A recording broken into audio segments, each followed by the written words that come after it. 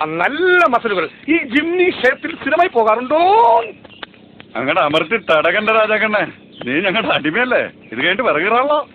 ഇനി മുതൽ ഇവന്റെ പേര് രാജാക്കണ്ണെന്നല്ല, അടിമക്കണ്ണെന്നാണ്. എടാ അടിമക്കണ്ണ, നീ എങ്ങനെയാടാ ഇവിടെ എത്തിയത്? അതൊരു ദുരന്ത ലവ് സ്റ്റോറിയാണ്. ലവ് സ്റ്റോറിയാ? അതെ, എനിക്കൊരു അമ്മാവന്റെ മകളുണ്ടായിരുന്നു. എന്റെ മുറപ്പെണ്ണ് മഹാലക്ഷ്മി. എനിക്ക് വിശപ്പിന്റെ അസുഖമുള്ള ആളാണേ.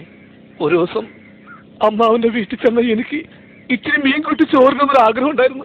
എന്റെ ആഗ്രഹം സാധിക്കാൻ വേണ്ടി മാർക്കറ്റിൽ മീൻ വാങ്ങാൻ പോയതാ മഹാലക്ഷ്മി ഒരു തമിഴിലോരെടുത്ത് മരിച്ച്. എന്നിട്ട് എന്ത് ചെയ്യാൻ? അമ്മാവന്റെ വീട്ടിൽ കുറച്ച് ഉണക്കമീനുണ്ടായിരുന്നു, അതുകൊണ്ട് ചോറിന് ഞാൻ അഡ്ജസ്റ്റ് ചെയ്തു. ശാപം. പക്ഷെ മഹാലക്ഷ്മിയുടെ മരണത്തോടു കൂടി അമ്മാവൻ തളർന്ന് കിടപ്പിലായി. അതോടെ ആ കുടുംബത്തിന്റെ ചുമതല മുഴുവൻ എന്റെ ഈ തോളിലായി. അതെനിക്കിഷ്ടമില്ല. അന്ന് രാത്രി അമ്മാവന്റെ പെട്ടിലെ കാശടിച്ച് ഞാൻ സ്ഥലം വിട്ടു. ഞാൻ ഇത് തെറ്റാണോ?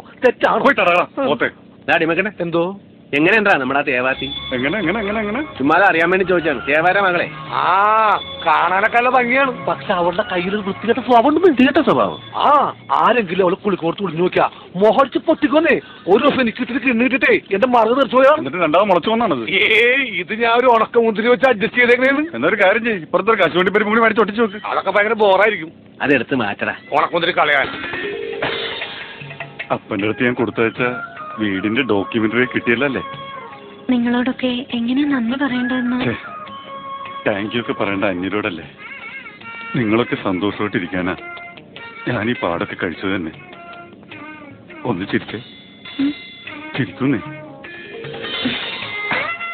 മതി, എന്നും കുട്ടിയുടെ മുഖത്ത് ഈ മ്ലേച്ഛത കണ്ടാ മതി.